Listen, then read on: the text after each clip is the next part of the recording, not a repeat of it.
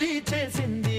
పొద్దు పొద్దున్నే హెల్లో అంటుంది, పొద్దు పోతే చాలు కళ్ళొకొస్తుంది. పొద్దు స్తమానం పోయినంత దూరం గుర్తొస్తుంటో